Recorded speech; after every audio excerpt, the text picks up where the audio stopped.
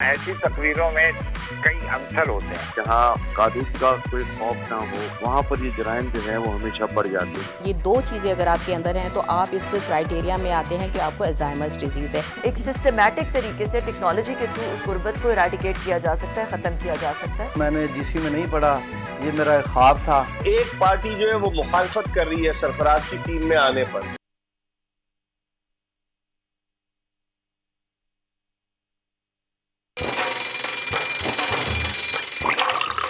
आजकल जिंदगी ही सुबह आउट ऑफ कंट्रोल है, दुनिया बोल है, पूरी दुनिया बोल है। अस्सलाम वालेकुम नाज़रीन, प्रोग्राम में आपको खुश आमदीद कहेंगे। गुड मॉर्निंग, सुबह खैर। और आज जुमेरात का दिन है और मैं आपकी खिदमत में हाजिर हूँ सहरिश ज़ुहैब।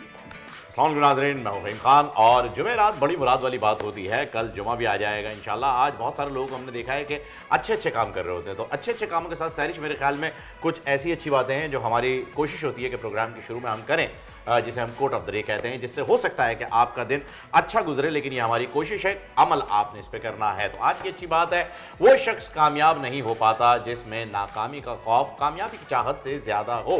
यानी अगर डरोगे तो मरोगे भाई साहब। अगर आपने करना है कुछ खास तो अपने अंदर के डर को मारिए और जीत की लगन और जीत के जुनून को जगाइए। इन अदर वर्ड्स, डर के आगे जीत है।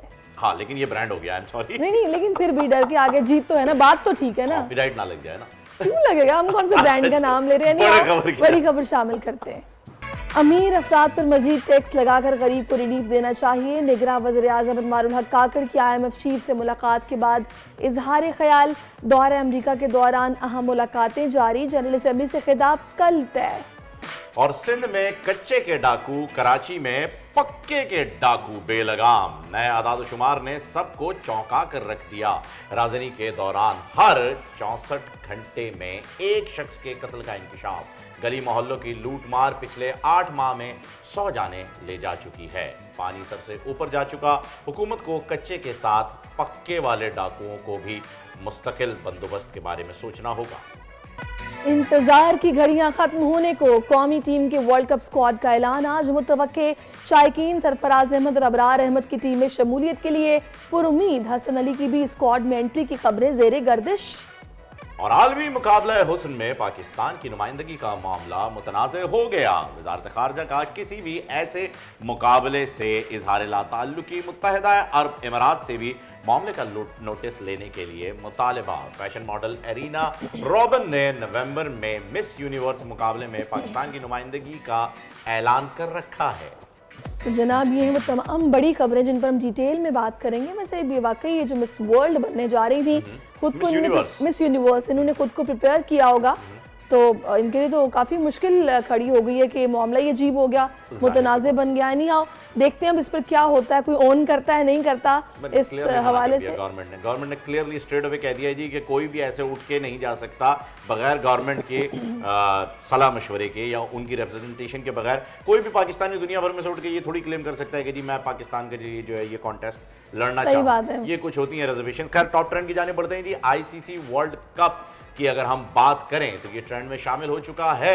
और गुज़िश्ता रोज वर्ल्ड कप 2023 के ऑफिशियल गाने को रिलीज किया गया है, जिसको सार्फिन की जानिब से सख्त नापसंद किया गया है जी। मेगा अवार्ड के अंदर अगर आप देखेंगे, दिल जश्न जश्न बोले बोलते हुए प्रीतम साहब को, जो कि ट्रेन के ऊपर खड़े हुए हैं और एक सस्ती सी साउथ इंडियन फिल्म के एक्शन हीरो लग रहे हैं, और उनके साथ साथ एक जोकर वाले पर्पल सूट में, मैं ये मजाक में नहीं कह रहा, ना ही ये तंजिया गुफ्तगू है जी, बिल्कुल जो पर्पल सूट बैटमैन के जोकर ने पहना हुआ होता है, वही पर्पल सूट और वही स्टिक ले करके रणवीर सिंह साहब जो है वो अपनी हाइपर एक्टिव एनर्जी जो है वो दिखाते हुए नजर आ रहे हैं। और ऐसा लग रहा है कि वो जो कैंडी शॉप वाला एक मूवी आई थी जिसके अंदर वो चॉकलेट फैक्ट्री वाला जो सीन था, उसके कभी जिम कैरी बन रहे हैं, कभी अपने आप को पता नहीं क्या समझ रहे हैं। और इसके अंदर अगर देखा जाए तो पाकिस्तान के लिए एक छोटा सा फ्लैग भी उन्होंने दिया है। बाकी सबके झंडे जो हैं वो बहुत बड़े बने, लेकिन पाकिस्तान का झंडा जो है वो बहुत ही छोटा सा उन्होंने कोशिश किया है कि जितना छोटा कर सके उतना ठीक है। लेकिन मेरी जान के पाकिस्तान ODI की नंबर 1 टीम है अभी तक। वो 50 रन के ऊपर जो आपने श्रीलंका को गुड लक दिया था, आईपीएल का जो दिया था, चूरन बुरन जो भी था, उसके बावजूद भी आप नंबर 1 नहीं हो सके। तो झंडा भले भी आप जितना भी साइज में छोटा कर दें, लेकिन उसका वजन जो है उसे आप कम नहीं कर पाएंगे। मुझे लगता है फहीम कि ये लोग चीज़ समझते हैं कि म्यूजिक और ये डांस ये शायद हमारी मिरास है, इस तरह का काम कोई दूसरा कर ही नहीं सकता, तो ये शायद खुद को ओवर एस्टिमेट करते हैं। ऐसा कुछ नहीं है कि जनाब इस मैदान में आप ही बादशाह हैं, तो लिहाजा अली जफर से सब फरमाइश कर रहे हैं कि भाई आप आए मैदान में कुछ बना के दिखाएं, जो इन्होंने मजाक किया है इसे खत्म करें। कहना जी भाई हाजिर है और भाई वाकई हाजिर है। दूसरा ट्रेंड है जनाब, वो सरफराज ट्रेंड कर रहे हैं। कौमी क्रिकेट टीम के साबिक कप्तान क्रिकेट के मेगा इवेंट से कबल सारिफीन ने सरफराज को कौमी स्क्वाड में शमूलियत के लिए आवाज़ें उनके लिए बुलंद कर दी हैं कि भाई इनको भी तो लेके आओ, कोई बात करे, इनकी वापसी बहुत ज़रूरी हो गई है। तो पीसीबी से सरफराज को वर्ल्ड कप टीम में सिलेक्शन के लिए जोर लगा रहे हैं सारिफीन, उनकी परफॉर्मेंस की वीडियोस शेयर की जा रही हैं और हज़ारों सारिफीन ट्वीट्स करके कह रहे हैं कि जी सरफराज को मौका मिलना चाहिए, धोखा नहीं देगा। बिल्कुल ऐसा ही है जी। सरफराज ने जब भी उन्हें मौका दिया गया है सरफराज को, तो उनका रिकॉर्ड रहा है कि वो धोखा नहीं देते। हाँ, अलबत्ता जो आखिरी सीरीज जिसके बाद उन्हें हटा दिया गया था उसमें उन्होंने धोखा नहीं दिया था। लेकिन यार आप तो हर खिलाड़ी के बारे में यही बात करते हैं कि जी आज उनका दिन नहीं था, तो उस सीरीज में सरफराज का दिन नहीं था। काफ़ी डिसहार्ट हो चुके हैं, मेरे ख्याल में उनका कॉन्फिडेंस भी दोबारा वापस आ जाएगा। और अनफिट हुए थे जिसकी वजह से जो है वो सीरीज से निकाले गए। कोई वो उनके ऊपर सीरीज का इल्ज़ाम नहीं था, एक आध मैच था जिसके बाद वो अनफिट हो गए थे और फिर इसीलिए कहते हैं जी अपनी जगह नहीं छोड़नी चाहिए। लेकिन सरफराज के जहन में ऐसा कुछ भी नहीं था और उन्होंने यही सोचा कि जब वो वापस आएंगे तो उन्हें दोबारा टीम का हिस्सा बनाया जाएगा। खैर, अगला ट्रेंड है जी हैप्पी बर्थडे बीबीजी। जियाले कायद और पीपल्स पार्टी के को चेयरमैन बिलावल भुट्टो जरदारी की सालगिरह भी ट्रेंड में शामिल है। टॉप ट्रेंड में सार्फिन अपने कायद से मोहब्बतों का इजहार भी कर रहे हैं और इसके साथ साथ जो है उन्हें बहुत सारी मुबारकें भी दे रहे हैं और उनके लिए काफ़ी अच्छा कार्ड्स बड़े मजे मजे के बनते हैं। बिलावल भुट्टो जरदारी की पिक्चर्स लगा के या उनके बचपन की पिक्चर्स लेके आप स्क्रीन पर देख सकते हैं। कार्ड्स भी बनाए गए हैं और उनको मुबारकबाद उनकी सालगिरह की दी गई है और कहा गया कि जी आप हज़ारों साल ऐसे ही, तो बड़ा अच्छा लग रहा है। खैर अपने लीडर को इस तरीके से ये लोग विश कर रहे हैं। एनी हाउ, अब हम आगे बढ़ेंगे और अब कुछ बात हो जाए कराची शहर कायद में बारिशों का सिलसिला जारी है। कराची वालों को भी बिलाखिर थोड़ी सी बारिश नसीब हो गई है। कराची में आज भी बारिश का इम्कान है, हब्स काफ़ी हो रहा है ना, बहुत शदीद। और देखिए कि अगर महकमा मौसमियात के बारे में बात करें तो उनके मुताबिक आज कराची के साथ साथ बालाई और वस्ती पंजाब और ज़ेरी सिंध में भी जो है वो बारिशों का इम्कान मौजूद है। मज़ीद अपडेट के लिए महकमा मौसमियात से जो है वो हमें ज्वाइन भी करेंगे, लेकिन कोशिश कर रहे हैं कि उनसे रब्ता हो जाए। पर जहाँ तक आप बारिश की बात करेंगे तो मैं आपको ये बता दूं कि बारिश के बाद जो है वो कीचड़ शदीद हो चुका है जिसकी वजह से ट्रैफिक भी बहुत जाम है। यकीनन आपको भी इसका सामना करना पड़ा होगा और मैं भी इसी का सामना करते हुए आया। और एक जो एपिसोड आपने बताई, बड़ी ही बुरी सी एपिसोड अभी आप जिक्र कर रही थी, जरा उसका जिक्र आवाम से भी कर दीजिए। बिल्कुल, बहुत मुझे बुरा फील हुआ, लेकिन ट्रैफिक इतना था कि मैं जो भी वो हजरत गाड़ी में जा रहे थे मैं उनको रोक के कुछ कह नहीं सकी, वरना मैं ज़रूर कहती। आप यकीन कीजिए इतना बुरा मुझे लगा कि जब हम लोग गाड़ी में जाते हैं, हम तो गाड़ी में होते हैं ना, हमें नहीं फील होता कि जब टायर एकदम किसी खड्डे में गया तो जो कीचड़ उड़ के बाहर आता है वो समटाइम हम बिल्कुल इग्नोर करते हैं किस किस पर गिर रहा है, हमारा ध्यान बिल्कुल नहीं होता, हम अपनी किसी सोचों में होते हैं या हम जानबूझकर उड़ते हुए जा रहे होते हैं, घोड़े पर सवार होते हैं। ऐसा बिल्कुल नहीं होना चाहिए। एक बाइकर थे जिनके साथ स्कूल के 2 छोटे छोटे बच्चे थे जो कि आगे अपने ज़ाहिर उनके वालिद होंगे, उनके साथ बैठे हुए थे यूनिफॉर्म्स और बैग्स के साथ। किसी ने ऐसे कीचड़ उड़ाया कि सारे सॉक्स उनके गंदे हो गए, स्कूल शूज गंदे हो गए, यूनिफॉर्म गंदे हो गए, बैग गंदे हो गए। बेचारा मुड़ के देख रहा था कि मैं क्या किसको रोकूं, कैसे कहूं, और वो उड़ते हुए चले गए जिन्होंने उड़ाया था। इतना बुरा फील हुआ। कुछ मैनर्स होते हैं, कुछ एथिक्स होते हैं, कुछ शर्म करो, कोई हया करो। कोई शर्म होती है, कोई हया होती है। मैं तो कहूँगा कि जी ख्वाजा साहब ने जो है वो इनके लिए ही कहा होगा। और जाहिर सी बात है, जो लोग खुद बचपन में स्कूल नहीं जाते या जिनकी तरबियत ऐसी होती है, उनकी तरबियत सड़कों पर नज़र आ जाती है। अगर आपको अंदाज़ा होता है इस बात का, आप इस किसी वाक़े से गुजरे होते तो ऐसा कभी ना होता। आपने ख्याल रखना है, इनका मकसद ये था कि हमें थोड़ा सा ना जरा इस पर हम बात इसीलिए कर रहे हैं कि जो लोग सड़कों पर मौजूद होते हैं या जिनका ज्यादा रोड पर आना जाना रहता है, प्लीज इस चीज का खास ख्याल रखें। बिल्कुल ऐसा ही है और कभी कभी गलती से भी हो जाता है क्योंकि अंदाजा नहीं होता, तो ये इसमें भी एहतियात कायम रखनी चाहिए। बिल्कुल ऐसे है। नहीं, अब आवाज के साथ साथ खड्डा भी तो नजर नहीं आता ना, हमारी सड़कों का भी तो कसूर है। खैर, वज़ीर आज़म साहब की बात कर लेते हैं क्योंकि उनकी IMF चीफ क्रिस्टलियाना, इनका नाम जरा मैं जॉर्जियो से मुलाकात है, नहीं बिल्कुल ठीक है जी, जॉर्जियो से मुलाकात हुई है उनकी। अनवारुल हक काकड़ का कहना था कि MD IMF से मुलाकात तामीरी रही है। IMF चीफ ने मुलाकात के बाद मीडिया से गुफ्तगू में कहा है कि पाकिस्तान को अमीर अफराद से मजीद टैक्स देना चाहिए और गरीब तबके की हिफाजत करनी चाहिए। यानी कि वही बात जो हम बार बार कहते हैं कि IMF को दुश्मन नहीं है, वो तो यही कहते हैं कि अमीरों से टैक्स लो, गरीबों को सब्सिडी दो, रिलीफ दो। यही तरीकाकार है। साबिक सफीर ने हमें ज्वाइन भी कर लिया है। बिल्कुल, अली सरवर नकवी साहब इस वक्त फ़हीम हमें ज्वाइन कर चुके हैं। अस्सलाम वालेकुम अली सरवर साहब। जी अली सरवर साहब, हम जब देखते हैं ना कि हमारे मुल्क के सरबरा की मुलाकात हुई IMF के चीफ से, तो पता नहीं क्यों फौरन से पाकिस्तानी अवाम एक तवक्को लगा लेती है कि शायद कोई ऐसी सैर हासिल गुफ्तगू रही हो कि हमें आगे आने वाले दिनों में कोई रिलीफ मिल जाए। तो हम ये तवक्को रखें या नहीं रखें? ये इस तरह तो नहीं होता है कि मुलाकात होगी तो फौरन कोई नहीं, कोई मुद्दा तो बयान किया होगा ना निगरान वज़ीर आज़म ने। जब देखिए ये एक प्रोग्राम के तहत हो रहा है ना, अभी IMF का जो प्रोग्राम हमारे यहाँ स्टैंड बाई एग्रीमेंट है उसमें $3 अरब मिले हैं और ये अब कंटिन्यू करेगा। उसकी अपनी एक मियाद होती है और एक मुनज़्ज़म तरीके से वो पूरा प्लान किया जाता है। तो मैं इस मुलाकात से जाहिर है गुडविल क्रिएट होती है, मजीद अंडरस्टैंडिंग बढ़ती है, आपस को समझ लेते हैं। अली साहब, एक चीज जो है मैं चाहूंगा कि आप आवाम के लिए भी जो कि ये आस लगा लेते हैं इन मुलाकातों से, उसके लिए ज़रा क्लियर करें क्योंकि आपका एक्सपोजर रहा है, आपके जो है वो एक्सपीरियंस भी इसमें काउंट होता है। ये जो मुलाकातें होती हैं इसकी नेचर रिक्वेस्टिंग मोड पे होती है या ये ताल्लुकात जो हैं वो हम बराबरी के तहत पूरा करते हैं? क्योंकि आम तासुर यही दिया जाता है कि IMF से जब हम पैसे लेने जाते हैं तो हमारा बड़ा झुकाव होता है और हम एक्सेप्टिंग फेस पे होते हैं कि जी जो भी वो कह रहे हैं हम बस मानने के लिए तैयार हैं। नहीं, ऐसी बात नहीं है, निगोशिएशंस होती हैं। देखिए, पाकिस्तान एक खुद मुख्तार मुल्क है जैसे कि और ममालिक भी हैं, तो पाकिस्तान का अपना एक नुक्ता नज़र होता है और हम उनको अपने पोजीशन का बताते हैं, हमारे मुल्क की पॉलिसीज क्या है उसका बताते हैं। और इस सूरत में, इस पर्टिकुलर केस में वो बताते हैं कि हम क्या क्या इक़दाम उठाते हैं मईशत के बेहतरी के लिए। तो ये एक गिव एंड टेक प्रोसेस है, वो कोई किसी की बर्दाश्त नहीं है।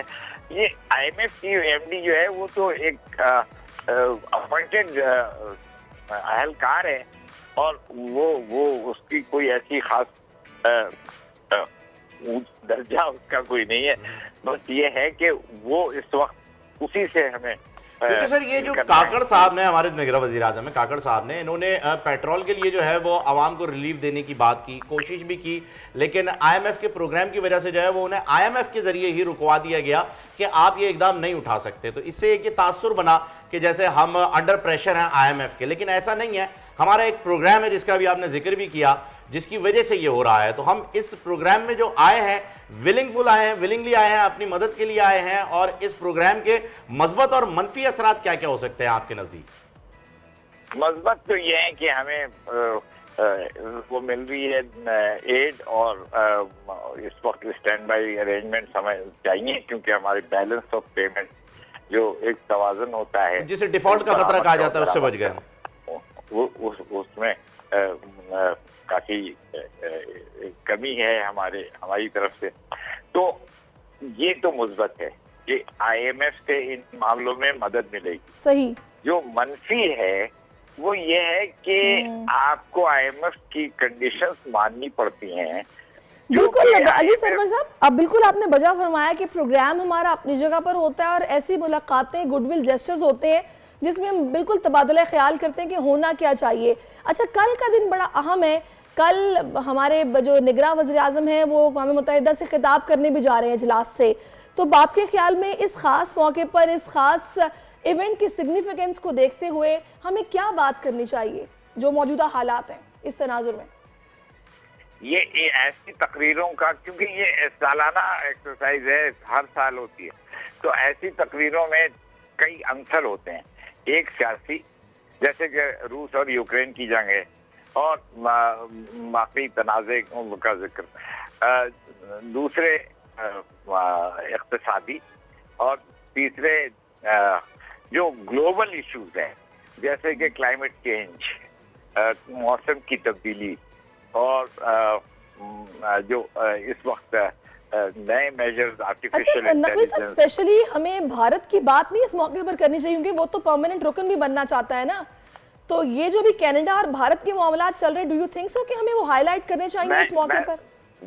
जी, आपने बहुत दुरुस्त कहा। मैं खुद समझता हूँ कि इसका जिक्र होना चाहिए, और भारत ने जो घिनौनी हरकत की है कि एक नेटो कंट्री, एक बड़े मगरबी मुल्क के शहरी को उसी मुल्क में कत्ल करवाया है, और उसके शवाहिद कनाडा के वजीर आजम के पास हैं। तो हम ये इस बात का बताते हुए हम भारत की जो पॉलिसीज हैं दहशतगर्दी पाकिस्तान में कराने की, कश्मीर में जो उसकी पॉलिसीज हैं तशद्दुद की। जी बिल्कुल, तो सही कहा आपने कि कश्मीर में और पूरे इंडिया के अंदर जो इस वक्त भारत की पॉलिसी और एक्सट्रीमिज्म चल रहा है उसके खिलाफ आवाज़ ज़रूर उठानी चाहिए। Thank you so much Ali साहब, आपने हमें ज्वाइन किया था, और बिल चाहिए। और मैं तो ये कहूँगा कि बल्कि कनाडा की जानिब से भी जो है वो एक स्ट्रॉन्ग स्टेप जो उन्होंने लिया है उसे कंटिन्यू करते रहना चाहिए। और अब अगर हम कराची की बात कर लें तो सैरिश, कराची सबका है और कराची वाले भी सबके हैं। सोने की चिड़िया जाने वाले ये इस शहर कराची के बाहिनी और बेशक सफ़ेद पोशी में जो सांसें ले रहे हैं, उन्हें लूटने वालों को लगता है कि बस कराची वाला है तो मालदारी होगा और लूट कर निकल जाता है, और इसमें मज़ाहमत करे तो मार दो। कराची में हर 64 घंटे बाद जो है वो आपको पता है कि एक जान जा रही है। बिल्कुल आप सही कह रहे हैं फ़हीम, मोबाइल लेने के लिए गोली मार दी जाती है, ज़रा सी मुज़ाहमत हो तो ये सूरत हाल होती है। नहीं आओ इसी पर बात करने के लिए हम नौमान की सूरत हाल पर हमें ज्वाइन कर चुके हैं CPLC के साबिक चीफ हैं अहमद शनाए साहब। अस्सलाम वालेकुम अहमद साहब। जी वालेकुम सलाम। अहमद साहब, एक तो मैं आपसे सबसे पहले कि जानना चाहूँगी कि बेसिक अगर हम वजह की बात करें तो बेरोज़गारी और महंगाई तो है ही, इसके अलावा क्या वजूहात है शहर कायद में जो अमन व अमान की सूरत हाल ऐसे रहती है? बिस्मिल्लाहिर्रहमानिर्रहीम, बहुत बहुत शुक्रिया। देखिए, दो चीज़ें हैं जो इसके अलावा मैं समझता हूँ बेरोज़गारी और महंगाई के अलावा। एक तो मुजरिमों का ना पकड़ा जाना, और फिर दूसरा जो है वो उनको सजाएं ना देना। ये मैं समझता हूँ कि बहुत इम्पोर्टेंट है। जहाँ कानून का कोई खौफ ना हो, कोई डर ना हो, वहाँ पर ये जराइम जो है वो हमेशा बढ़ जाते हैं। हमें करना ये होगा कि ना सिर्फ उनको पकड़ना होगा बल्कि उनके जुर्म के मुताबिक उनको सज़ा भी देनी ज़रूरी होगी। जब तक ये सज़ा और जज़ा का अमल नहीं होगा, कानून का खौफ नहीं होगा, लोग ये समझेंगे कि ये बहुत आसानी से जो है वो जराइम कर पाएंगे, और इन जराइम के नतीजे में जो है वो मासूम चेहरों की नजर जाने जाएगी। साहब, आपने दुरुस्त फरमाया कि ये तो होना चाहिए, लेकिन और भी बहुत सारी चीज़ें होनी चाहिए थी। जैसे आपका जब ये इदारा बना, देखिए मैं हमेशा इस बात को एडवोकेट करता रहता हूँ कि हमें कराची को ई-सिटी बनाना है, उसको डिजिटलाइज करना है। सर, उसी की तरफ मैं आ रहा था। मैं यही जानना चाह रहा था कि सेफ सिटी जो है वो कराची शहर अभी तक क्यों नहीं बन पाया है, क्या रुकावटें हैं, किस वजह से जो है वो हम सेफ सिटी की जानिब नहीं बढ़ पाए अभी तक। और जब भी कोई वारदात होती है हमारे अफसरान CCTV फुटेज घर के दरवाजे बजा के ढूंढने निकल जाते हैं। अरसा 10 साल से जो है वो हम सेफ सिटी प्रोजेक्ट के बारे में जो है वो बातें करते चले आ रहे हैं। अब फाइनल पोजीशन ये है कि जो मेरी इतलात है वो ये है कि वो तकमील के आखिरी मराइल में है, और उसके सारे जो है वो टेंडर्स वगैरह प्लेस हो चुके हैं, और हम समझते हैं कि अगले आने वाले सालों में जो है वो सेफ सिटी का प्रोजेक्ट जो है वो कराची में भी नाफिज़ुल अमल हो जाएगा। मगर मैं ये समझता हूँ कि जितने इन्होंने कैमरेज प्लान किए हैं वो कराची शहर के लिए नाकाफ़ी हैं, और कराची शहर के लिए कम से कम अगर लंदन जैसे सिटी में जहाँ 70 लाख की आबादी है और 4.5 लाख कैमरे हैं, वहाँ पर कराची की आबादी जो है वो 2.5 करोड़ के करीब हो, तो मैं समझता हूँ कि 1-2 लाख कैमरे से जो है वो हमारा काम नहीं चलेगा। आज जो है वो हमें बड़ा सीरियसली पूरे कराची को जो है वो सेफ सिटी बनाने के लिए काम करना पड़ेगा। और उसमें अच्छा अहमद साहब, इस पे जो काम करने की हम बात कर रहे हैं, कैमरास की बात हो रही है, इसके अलावा और क्या कुछ होना चाहिए, क्या हो सकता है, रिफॉर्म्स की क्या जरूरत है, इस पर डिटेल में आपसे मजीद भी बात करेंगे। आप हमारे साथ छोटा सा वक्फा लेना है, वक्फे के बाद फिर से आपकी खिदमत में हाजिर होते हैं, हमारे साथ रहिए। आजकल जिंदगी ही सुबह आउट ऑफ कंट्रोल है, दुनिया बोल है, तेरी दुनिया बोल है। वेलकम बैक नाजरीन, एक बार फिर आप खुशामदीद कहते हैं दुनिया बोल है में। और ब्रेक पे जाने से पहले अहमद चुनाई साहब साबिक चीफ CPLC हमारे साथ थे, अभी भी हमारे साथ मौजूद हैं। सर मुझे ये बताइएगा कि CPLC ने जब ये इदारा बना तो इसने बहुत सारे ऐसे काम किए थे जो आम पब्लिक के लिए बहुत ज़रूरी थे, कराची वालों के लिए बहुत ज़रूरी थे, जिसमें आपकी गाड़ियों का ट्रैक आ जाता था, कोई चोरी होती थी तो फ़ौरन रिपोर्ट हो जाती थी, मोबाइल अगर स्नैच होते थे तो उनका IMEI कोड जो है वो लेकर के इसे ब्लॉक कर दिया जाता था, और सबसे अच्छा काम था ज़ैनब अलर्ट। इस तरह के बहुत ज़्यादा इनिशिएटिव जो है वो इस इदारे ने लिए हैं। तो क्या ऐसा मुमकिन नहीं कि जब इदारा यहाँ पर है और इसे सिर्फ कुछ इख्तियारात ऐसे दे दिए जाएं जिसकी वजह से कराची की आम आवाम की जो है वो सपोर्ट हो सके, जो अभी तक सेफ सिटी हम नहीं बन सके, तो जिन लोगों ने CCTV कैमराज अपने बलबूते पे इंस्टॉल किए हुए हैं उन सब के नेटवर्क को जो है वो यूज़ किया जा सके, कोई ऐसी तजवीज़ दी गई है?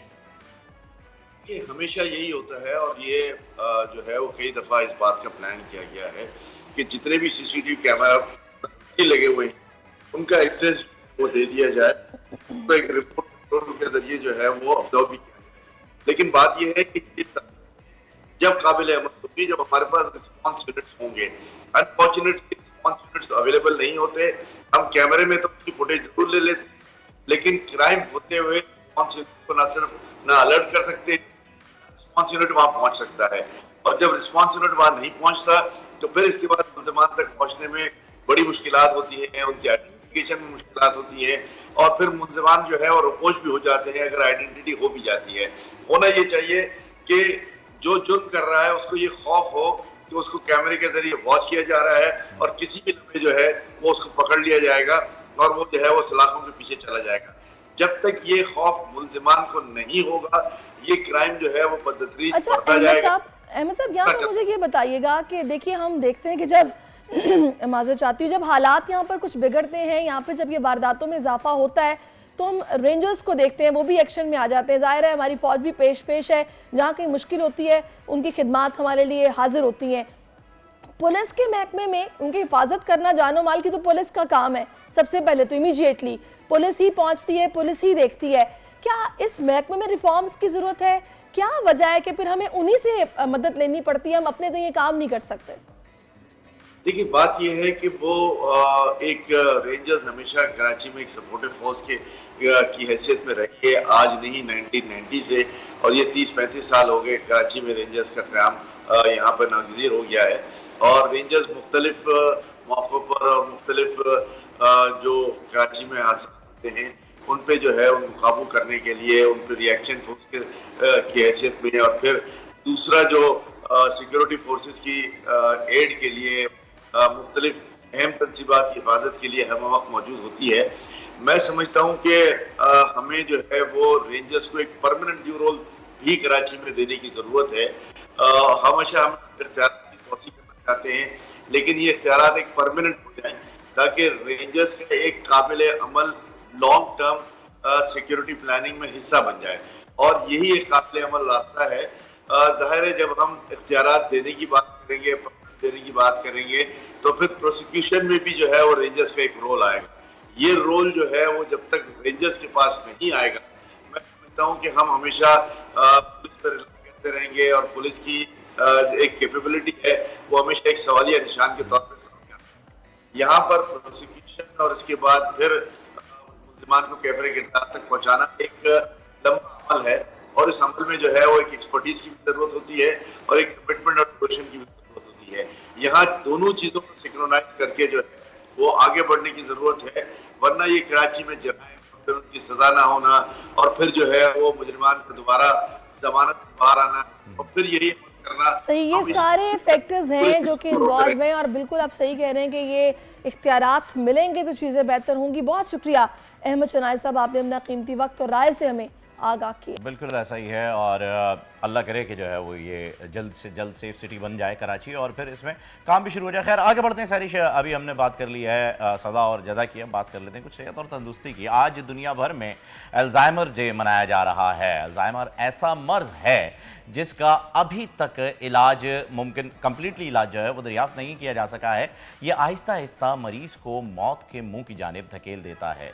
ये मर्ज दिमाग पर असरअंदाज होता है, यादाश्त ख़त्म हो जाती है और एक ख़ास किस्म का प्रोटीन इसे मुतहर्रिक करने का बायस बनता है। इस मर्ज की अलामत में यादाश्त का कमज़ोर होना, ताज़ा बातें भूल जाना, ड्राइविंग के दौरान जो है वो रास्ते भूल जाना, कोई अहम मौका हो तो बात ना कर पाना, जो पसंदीदा चीज़ें होती हैं उन चीज़ों से दिलचस्पी बिल्कुल ख़त्म हो जाती है। और समझ लीजिए कि वो घर में ताने नहीं मिलते हैं अक्सर कि आप बदल गए हैं, तो उसकी अलामतें शुरू जो है वो यहीं से होती हैं। बिल्कुल आप सही कह रहे हैं और इसी पर बात करने के सिलसिले में डॉक्टर शबाना नाज ज्वाइन कर चुकी हैं। अस्सलाम वालेकुम डॉक्टर साहबा, वेलकम टू आवर शो।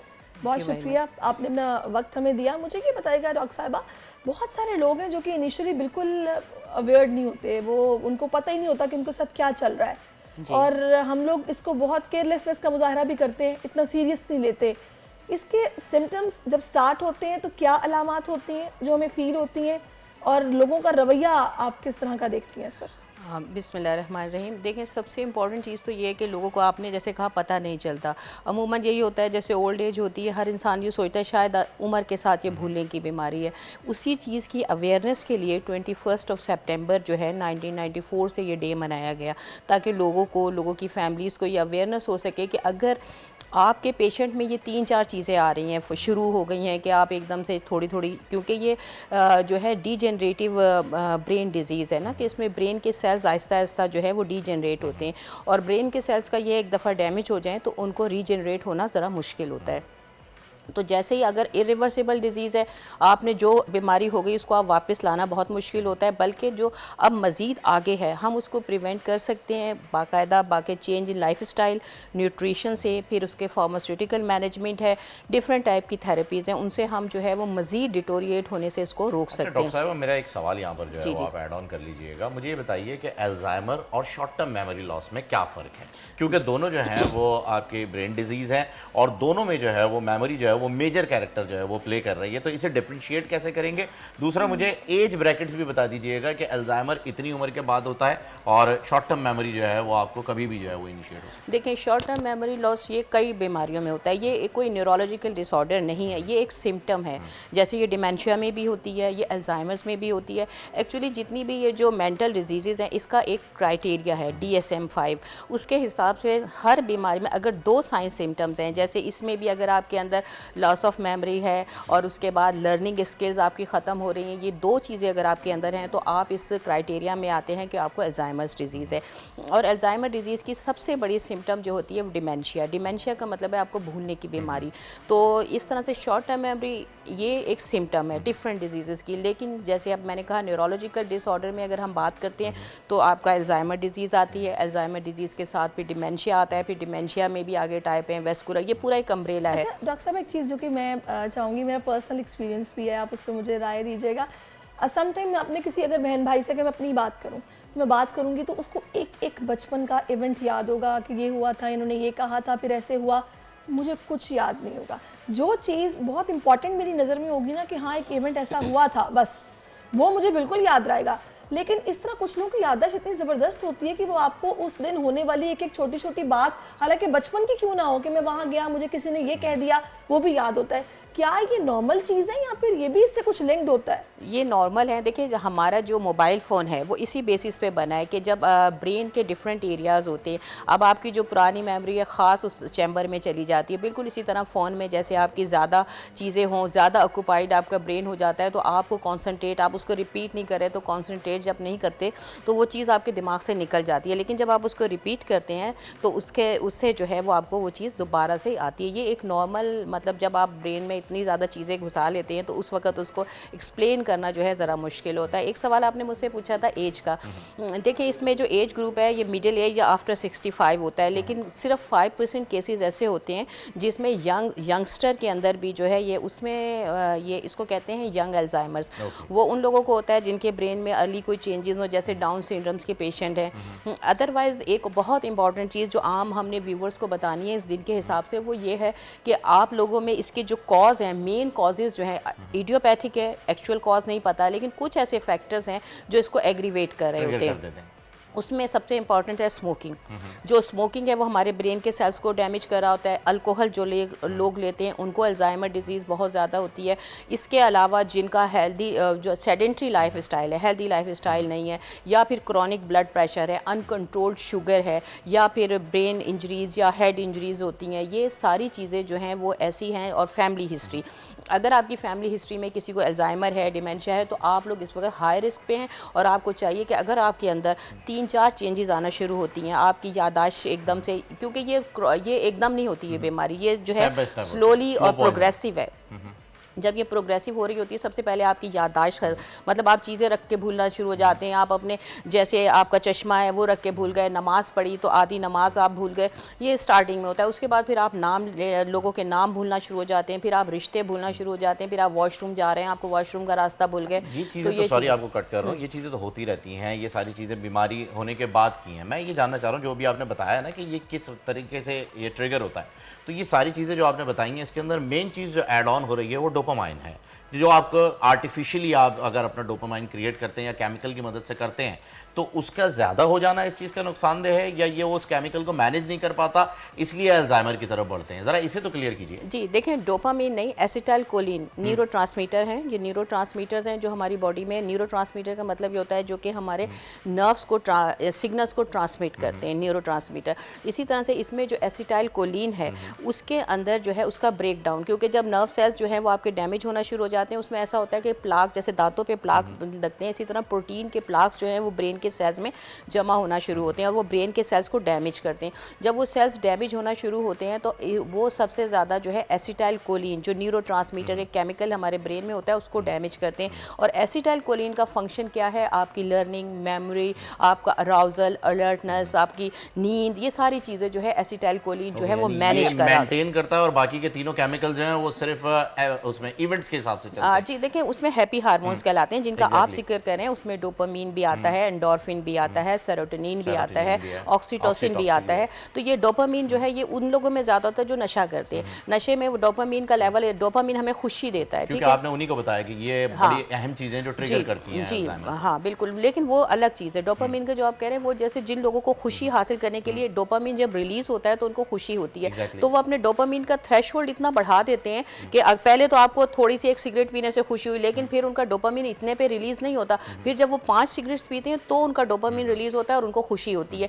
इसी तरह से वो अपना थ्रेशोल्ड बढ़ाते जाते हैं। तो डोपामीन ये डोपामीन जो कॉज बनता है पार्किंसन का, जो आप पूछना चाह रहे हैं, वो पार्किंसन डिजीज़ को जो है वो डोपामीन मेंटेन करता है। उसमें डोपामीन के जो सेल्स हैं वो डैमेज होते हैं, लेकिन इसमें एसिटाइलकोलिन, और जब इसका ट्रीटमेंट दिया जाता है, क्योंकि इरिवर्सिबल है, इसका कोई ट्रीटमेंट नहीं होता, कॉग्निटिव थेरेपी, बिहेवियर थेरेपी, उसके अलावा उसमें एसिटाइलकोलिन जो है इनहिबिटर्स दिए जाते हैं ताकि एसिटाइलकोलिन का ब्रेकडाउन कम हो, जो कि हमारे इन चीज़ों को मेंटेन करे। मुझे एक बात बताइए कि आप न्यूरोमस्कुलर स्पेशलिस्ट भी हैं, हम बचपन से सुनते आ रहे हैं अपने बड़ों को ये कहते हुए कि भाई बादाम भिगो के खाया करो, उससे दिमाग तेज होता है, याददाश्त अच्छी होती है, या फिर दूध नीम गर्म पी के सोना चाहिए, ये बड़ा अच्छा होता है। आप मुझे बताएंगे कि इसके लिए लाइफस्टाइल में ऐसी कौन सी चीज़ें जो हमें ऐड रखनी चाहिए कि बुढ़ापे में हम जल्दी चीज़ें ना भूलें, याददाश्त हमारी ठीक रहे? देखिए, ये जो हम लोग पुराने ज़माने के लोग थे ना, जो चीज़ें उनको मेडिकली चीज़ें नहीं पता थी, लेकिन अब जो रिसर्चेज ये कहती हैं कि आप जो ओमेगा 3 बहुत इंपॉर्टेंट है। ओमेगा 3 आपको नट्स में मिलता है, आपको फ़िश में मिलता है, आपको जितने पोल्ट्री मसनूआत हैं उनमें मिलता है, आपको अलसी के बीज में मिलता है, आपको तुख मलंगा जिसे कहते हैं उसमें मिलता है। तो ये नेचुरल है। तो जो बड़े बूढ़े कहा करते थे वही बात है। ये ओमेगा 3 हमारा विटामिन D3 मेंटेन करता है, कैल्शियम लेवल मेंटेन करता है, हमारा कोलेस्ट्रॉल मेंटेन करता है। उसके अलावा ये कि हमारा कॉर्टिसोल एक हार्मोन जो हमारे डिप्रेशन को कंट्रोल करता है, ये सारी चीज़ें उसमें मावनत करती हैं उसे कंट्रोल करने में। पहले के लोग ये चीज़ें खाया करते थे, इसलिए उनको देखें स्ट्रेस लेवल कम होता था, जैसे आपने कहा हैप्पी हार्मोन्स उनके ज़्यादा रिलीज़ हुआ करते थे। और यादाश्त का जहाँ तक ताल्लुक है वो आपका ओमेगा 3 जो है वो आपके ब्रेन, आपके हार्ट, आपके लंग्स, आपके जितने भी सप्लीमेंट्स पे पता नहीं क्यों ज़्यादा फोकस करते हैं।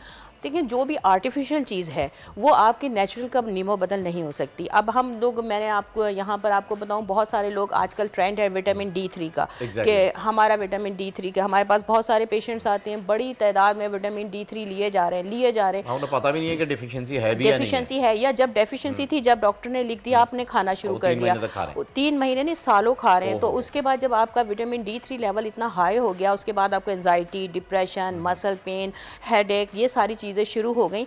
आपको पता ही नहीं चल रहा कि आप एक्चुअली वो सप्लीमेंट आप वक्त से ज़्यादा जितना रिक्वायरमेंट है उससे ज़्यादा ले रहे हैं। B12 अगर आप ज़्यादा ले लेते हैं, B12 के भी आपको साइड इफेक्ट्स। कोई मैसेज अगर डॉक्टर साहब आप देना चाहें इस बीमारी को लेके तो आप दे सकते हैं। जी देखें, इसमें सबसे इंपॉर्टेंट चीज़ ये है कि आप लोगों ने अपना हेल्दी लाइफ स्टाइल रखना है। हेल्दी लाइफ स्टाइल में आपने जो है 20 मिनट्स की जो है आपने एक्सरसाइज, 30 मिनट्स की वॉक, अपने आप को हाइड्रेटेड रखें, 12 से 16 गिलास पानी जो है वो अपने दिन का हिस्सा बनाएं, सिगरेट आप छोड़ दें और अल्कोहल का इस्तेमाल अगर है वो छोड़ दें, और अपना वज़न जो है वेट कंट्रोल करें, क्योंकि इसका ताल्लुक जो है कोलेस्ट्रॉल और शुगर, ये जो है इसको एग्रीवेट करती है। अगर ये चीज़ें आप लेते रहेंगे, आपका ब्लड प्रेशर, आपका शुगर कंट्रोल रहेगा और आपका ये मर्ज जो है एग्रीवेट नहीं होगा। Thank you so much doctor साहिबा, बहुत शुक्रिया। अच्छा, ये ब्रेन का तो काम हो गया, बेहतरीन तरीके से सबको पता चल गया जी कैसे करना है अब। अच्छा, कुछ लोग ऐसे हैं, ऐसे ब्रेनलेस भी होते हैं जो कि आपने इवेंट्स को जो है वो प्लान कर लेते हैं, लेकिन जो उसका तरीक़ेकार होता है उसे फॉलो नहीं कर पाते। ऐसी एक स्टोरी जो कि हमने आपके साथ ब्रेकिंग न्यूज़ में भी शेयर की थी और अभी भी जो है वो आपको बताएंगे कि fashion model Erica Robin Miss Universe Pakistan का टाइटल अपने नाम करते हुए पहली खातून बन गई हैं जो नवंबर में होने वाले आलमी मुकाबला हुस्न में पाकिस्तान की नुमाइंदगी करेंगी। लेकिन ये इनका और फैशन शो मुनक्किद करने वाली ऑर्गेनाइजेशन का मौक़िफ़ है। हुकूमत पाकिस्तान ने एरिका रॉबिन को मिस पाकिस्तान मानने से इनकार कर दिया है। सारी सूरत हाल पर बात करते हैं। जनाब हमें ज्वाइन कर चुके हैं इस वक्त डिप्टी ब्यूरो चीफ इस्लामाबाद हैं अली शेर साहब। अली बताइएगा कि ये क्या मामला है, आखिर हुकूमत पाकिस्तान ने इनकार क्यों किया? जी देखिए, ये मामला जो है वो पहली बार नहीं हुआ, बल्कि ये माजी में साबिक जनरल परवेज मुशर्रफ के दौर में भी हुआ था और उस पर भी इसी किस्म के एतराजात आए थे कि एक लड़की जो है या एक खातून जो है वो पाकिस्तान का नाम क्यों यूज कर रही है इस तरह से, जबकि उसे जो है वो पाकिस्तान की तरफ से यानी हुकूमत पाकिस्तान की तरफ से किसी तरह से भी जो है वो सिलेक्ट नहीं किया गया। अभी भी ये जो मामला था उसमें 5 लड़कियों में से एक जो थी पाकिस्तानी थी और उसको सिलेक्ट किया गया कि वो मिस यूनिवर्स में के मुकाबलों में हिस्सा लेंगी और पाकिस्तान की खवातीन की खूबसूरती जो है उसके कंपटीशन में दुनिया के साथ कंपटीशन करेंगी। तो वो कंपटीशन जो है वो इनफरादी तौर पे हुआ। फिर उस पर वज़ीर इत्तलात मुर्तज़ा सुलंगी जो है उनका एक ट्वीट भी सामने आया था और वज़ीर आज़म ने भी ये कहा था कि इसकी तहकीकात की जाए कि ये पाकिस्तान का नाम क्यों यूज हो रहा है। उस पर हुकूमत पाकिस्तान की तरफ से ये बात अब जो पॉलिसी स्टेटमेंट के तौर पे क्लियर कर दी गई है कि पाकिस्तान जो है, पाकिस्तान की हुकूमत का, रियासत पाकिस्तान का इस मामले से सरकारी तौर पर कोई ताल्लुक नहीं है।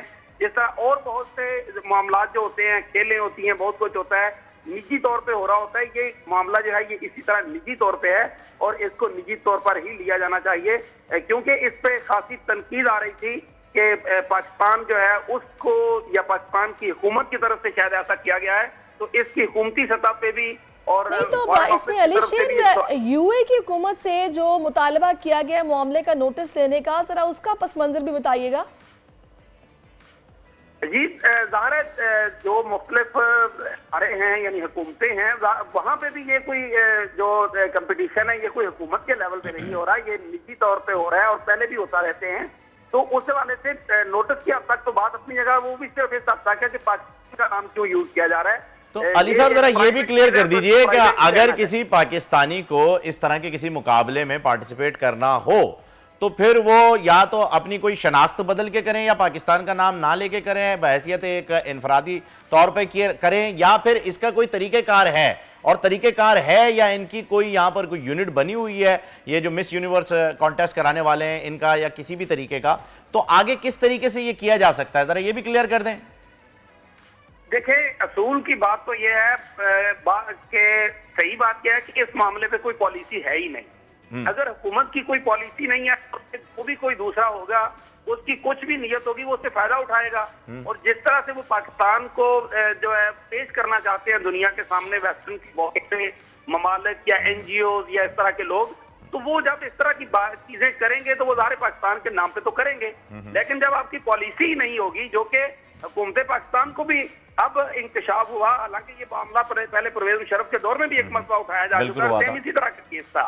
तो उसमें पॉलिसी बननी चाहिए, उस पॉलिसी से कोई नाराज करे तो फिर उसके मुताबिक जो वो नोटिस लिया जाना चाहिए, उस पर एक्शन होना चाहिए। लेकिन अगर पॉलिसी ही नहीं होगी तो जब तक पॉलिसी नहीं बनेगी तो फिर इस तरह की चीजें तो होंगी। तो अभी फिर क्या लग रहा है, ये इस मुकाबले में हिस्सा ले पाएंगी, नहीं ले पाएंगी, या फिर इन्हें बैक ऑफ करना पड़ेगा? ये तो बज़ाहिर तो अभी तक की जो सिचुएशन है उसमें तो नहीं लगता कि ये इसको हिस्सा लेने से रोका जा सकेगा। वजह उसकी यह है कि हुकूमत पाकिस्तान ने उसको नॉमिनेट नहीं किया। हुकूमत पाकिस्तान का कोई किरदार नहीं है इस मामले में। निजी तौर पर ये सब कुछ हो रहा है और निजी तौर पर ही होगा। चले, निजी तौर पर ही ये सब कुछ हो रहा है, निजी तौर पर ही होगा। बहुत शुक्रिया अली शेर, आपने तमाम तर सूरत हाल से आगाह किया। और अब क्या ख्याल है, वहीं ब्रेक ले लें? ज़रूरी है जी, वक्फा ले लेते हैं और फिर आते हैं तो देखते हैं कि मजीद आपके लिए प्रोग्राम में और क्या क्या है। See you after a very short break. आजकल सबकी ही सुबह आउट ऑफ कंट्रोल है, दुनिया बोल है, दुनिया बोल है। वेलकम बैक नाजरीन। और वो कहते हैं ना कि ज़मीन पर हर इंसान के साथ हम शक्ल मौजूद हैं, मगर हम आज आपको मिलवाने वाले एक ऐसी ज़बरदस्ती खातून से जो कि सोशल मीडिया पर काफ़ी वायरल हो रही है, जिनकी मुशाबिहत बॉलीवुड क्वीन ऐश्वर्या राय से है और इसी वजह से लोग उनको काफ़ी पसंद भी कर रहे हैं। और वाकई में है, मैं भी हैरान हुई देख के, तभी वायरल भी है। लेकिन ये ना सिर्फ ऐश्वर्या राय से मिलती हैं, इसके अलावा भी बड़े ज़बरदस्त काम कर रही हैं, अपना लोहा मनवा रही हैं IT के शोबे में। जी बिल्कुल, ये ख़वातीन के लिए बड़ा काम कर रही हैं और इन्होंने जनाब एक ऐप अभी बताया जा रहा है कि ये बना रही हैं और ऑस्ट्रेलिया से तालीम याफ्ता हैं। ये कंप्यूटर इंफॉर्मेशन सिस्टम कंपनी की वाहिद खातून इंजीनियर और डायरेक्टर रही हैं। और इन्होंने जनाब इसके अलावा क्या क्या किया है ये मैं कोशिश करती हूँ कि मेरे ख्याल में इन्हीं से जान लेते हैं। इन्होंने हमें ज्वाइन कर लिया है। जी अस्सलाम वालेकुम कमल। वालेकुम अस्सलाम। कमल कैसी हैं आप? अरे माशाल्लाह, आपकी आवाज़ भी बिल्कुल ऐश्वर्या वाली है। ये आपकी अपनी आवाज़ है या ऐसे आपने थोड़ा सा क्या है कि चलें लुक्स मिल रहे हैं तो आवाज़ भी मिला लेते हैं?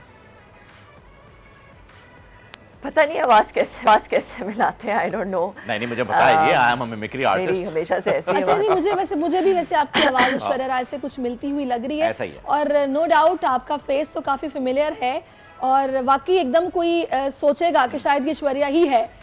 अब मुझे ये बताया कि जब से वैसे चले काम करते हैं, पहले मैं आपसे IT पे बात कर लेती हूँ। आप ख़वातीन के लिए बहुत काम कर रही हैं, फिर आप वाहिद खातून पहली इंजीनियर डायरेक्टर कंपनी की, तो ये शुरू से आपने सोचा हुआ था या फिर एक्सीडेंटली आप इस तरफ आ गई, ये हुआ क्या? मैं सिस्को में इस रीजन में वाहिद खातून थी, तो वो not in the whole company. Cisco is a very big company, 60,000 employees हैं सिस्को के। और ये 2006 की बात है कि जब मैं इस रीजन में मिडल ईस्ट अफ्रीका रीजन में अकेली इंजीनियर थी। तो आपका जो सवाल है वो ये कि बेसिकली इतने सालों से IT फील्ड के साथ मुंसलिक हूँ और मैंने ये सोचा कि जब भी किसी चीज़ के अंदर आप टेक्नोलॉजी को ले आते हैं, किसी भी सेक्टर में आप टेक्नोलॉजी को इन्फ्यूज़ कर लेते हैं, तो उस सेक्टर के अंदर बहुत ज़्यादा कन्वीनियंस, सिंप्लिसिटी, शफाफियत, ट्रांसपेरेंसी आ जाती है। तो क्योंकि मैं टेक्नोलॉजी से मेरा ताल्लुक़ था, मैंने सोचा कि अगर इसको सोशल सेक्टर के अंदर, जो सोशल फिलंथ्रोपिक सेक्टर है, ये जो चैरिटी है पाकिस्तान के अंदर, जब चैरिटी लोग देते हैं तो वो एक ब्लैक बॉक्स में चला जाता है और लोगों को नहीं पता चलता कि उसके साथ क्या हो रहा है। मगर अगर आप उसको टेक्नोलॉजी को उसके साथ इन्फ्यूज़ कर दें और एक ऐसा प्लेटफॉर्म बना दें जो कि उसकी एक डिजिटल ट्रांसफॉर्मेशन कर दे, तो फिर उस चैरिटी के अंदर ट्रेसेबिलिटी आ जाएगी, विजिबिलिटी आ जाएगी, शफाफियत आ जाएगी, बहुत कन्वीनियंस और आसानी आ जाएगी। बिल्कुल इस तरह जिस तरह आप जैसे टैक्सी ऑर्डर करती हैं, पहले आपको सड़क पे खड़ा होना पड़ता था, टैक्सी ऑर्डर करने के लिए, मगर अब एक ऐप है जिसके थ्रू जब आप ऑर्डर करती हैं आपको पहले ही पता चल जाता है कितने मिनटों में आएगी, मैं कब बाहर जाऊं, कौन सी होगी, सेफ्टी के पर्सपेक्टिव से आपको पहले ही पता है आपने कितना किराया देना है, आपको पहले ही पता है कि कौन से रास्ते से जा रहा है, उसको पहले ही पता है कि उसने आपको कहाँ लेके जाना है। So it's all become really easy. इसी तरह आई थॉट कि शफाफियत आएगी बहुत ज़्यादा, स्पेशली पाकिस्तान में जहाँ पे गुर्बत इतनी ज़्यादा है। एक सिस्टमैटिक तरीके से टेक्नोलॉजी के थ्रू उस गुर्बत को इराडिकेट किया जा सकता है, ख़त्म किया जा सकता है। एंड दैट्स वाई मैं वापस पाकिस्तान आई और ये ऐप स्टार्ट की माई इम्पैक्ट। अच्छा, मेरा कमल आपसे सवाल ये था कि इंजीनियर हैं आप और माशाल्लाह से इतना अच्छा काम आप कर रही हैं, और मैंने बहुत सारे इंजीनियर्स ऐसे देखे जिनकी फैमिली में भाई भी इंजीनियर हैं, बहन भी इंजीनियर हैं, पेरेंट्स में से भी कोई एक इंजीनियर है। तो मैं आपसे ये जानना चाह रही थी कि आपका मतलब जो अर्ली एजुकेशन है वो क्या रही, सोच क्या थी, आपने इंजीनियरिंग को ही क्यों अपने लिए चूज़ किया, या फिर बस एकदम किसी दोस्त ने एडमिशन लिया, मैंने भी ले लिया और मैं चली गई, कैसे हुआ ये? मेरे दोनों पेरेंट्स डॉक्टर थे और मेरे वालिद साहब बहुत ज़्यादा चाहते थे कि मैं डॉक्टर बनूं, क्योंकि मैं सबसे बड़ी थी अपने पेरेंट्स की बेटी, तो वो चाहते थे कि मैं डॉक्टर बनूं। मगर मैंने अपनी माँ को देखा था, क्योंकि वो गायनेकोलॉजिस्ट थी, तो वो हर वक्त बच्चा अपॉइंटमेंट लेके तो नहीं दुनिया में आता, तो वो रात के वक्त भी जा रही होती थी, दिन के वक्त भी जा रही होती थी। वो एक पेजर होता था उनका, वो ईद के दिन भी बच जाता था तो वो चली जाती थी, किसी खाने पे बैठे हैं वो बच जाता था।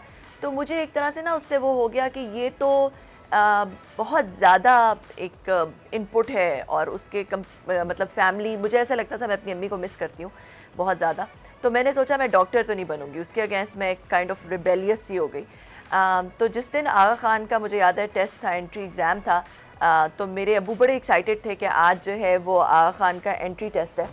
तो जब ख़त्म हो गया तो दोपहर को उन्होंने मुझे फ़ोन किया कि बेटा कैसा हुआ, तो मैंने कहा मैं तो गई नहीं देने।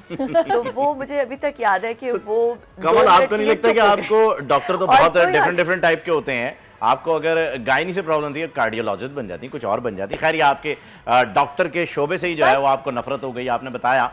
मेरा सवाल ये नहीं है, मेरा सवाल ये है कि आपने अभी सिस्को का जिक्र किया, तो Cisco is one of the pioneers जो कि आपको आईटी सॉल्यूशंस प्रोवाइड करता रहा है सालों से, और बड़े मेजर सॉल्यूशंस आते हैं, पायनियर्स में से रहा, इनोवेटिव रहा, बहुत सारी चीज़ें आई ऐसी। तो मैं ये जानना चाह रहा हूँ कि जब आप इतने बड़े इदारे के साथ भी रहीं और एक अच्छी पोस्ट पे भी रही हैं और उसे संभाला भी है पूरे इस रीजन में, तो अब दौर आ गया है हार्डवेयर से निकल के सॉफ्टवेयर की जाने। अब एआई का दौर है, चैट जीपीटी का दौर है। अब हम वो चीज़ें, वो कीवर्ड्स, वो बातें हमारे जहन में आ रही हैं कि जी पहले तो हमारी रिक्वायरमेंट होती थी एमएस ऑफिस सीख लो, जॉब पे आ जाओ।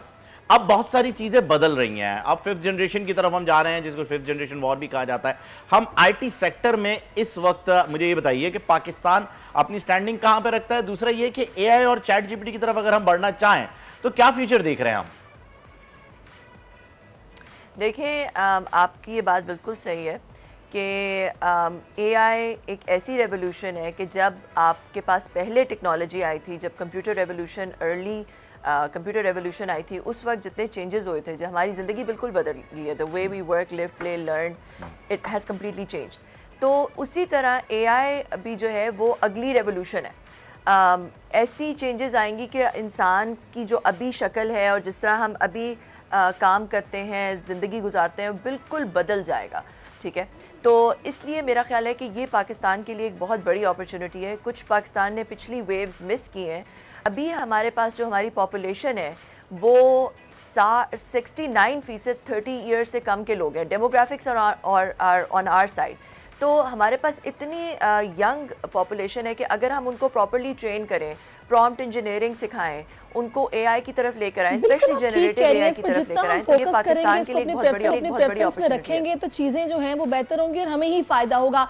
अच्छा, फाइनली मैं आपसे कमल ये पूछना चाहती हूँ कि ये जिस वजह से आप सोशल मीडिया पे भी काफी वायरल हुई हैं, मिस यूनिवर्स ऐश्वर्या राय से आपकी मुमासलत है, ये जो पॉपुलैरिटी है या फिर ये जब बातें हुई सोशल मीडिया पर, आपने कैसा फील किया या आपने कैसा लिया, रिएक्शन कैसा दिया? अच्छा, हमारे कंटेंट राइटर जो हैं सिकंदर साहब, वो पूछ रहे हैं जी शादी हो गई आपकी?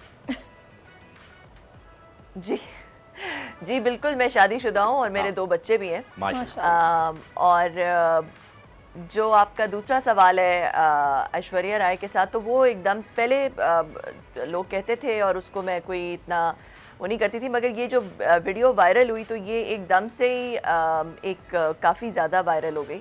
और मुझे शुरू में ये काफ़ी एक मेरा जो इंस्टेंट रिएक्शन था वो यही है कि ऑब्वियसली जब आप इतने वायरल हो जाते हैं किसी एक दूसरे की पहचान की वजह से तो रिएक्शन आता है। आई वांटेड कि मेरी अपनी एक पहचान हो। मैं एक चैरिटी ऐप मैंने स्टार्ट की है, एक डिजिटल प्लेटफॉर्म स्टार्ट किया है, तो आई वांट टू बी बहुत ज़रूरी है और बहुत ही अच्छी बात है कि इंसान अपनी पहचान बनाए कमल साहिबा। और मुझे ऐसा लगता है कि ये आपके लिए किक स्टार्ट जिसे अगर कह लिया जाए कि अगर आप अपनी पहचान भी बनाना चाहती हैं तो ये आपको एक कवर फायर जो है वो ज़रूर देगा। ये वायरल होना और ये एक सेंसेशन बन जाना, लोगों को अब पता चल गया है, लोग आपके बारे में सर्च कर रहे हैं, लोग आपको गूगल कर रहे हैं, विकिपीडिया पे पढ़ रहे हैं आपके बारे में, उन्हें पता चल रहा है कि आप क्या काम करती रही है। ये तो सिर्फ एक हादसा था जो कि हो गया, अब जो असल आपके ऐप की हकीकत है वो जरूरी है। थैंक यू सो मच, आपने वक्त निकाला और हमारे प्रोग्राम बने। यही होता है जी और इसी तरीके से होता रहा है। भाई आप एक वीडियो आपकी वायरल होती है, कहां से कहां पहुंच जाते हैं लोग, आपके पीछे लग जाते हैं कि भाई आए ना सेल्फी सेल्फी सेल्फी। बिल्कुल, चलिए जी अब एक ब्रेक लेते हैं, ब्रेक के बाद वापस आते हैं। ये मैं हूं, ये सारी हैं।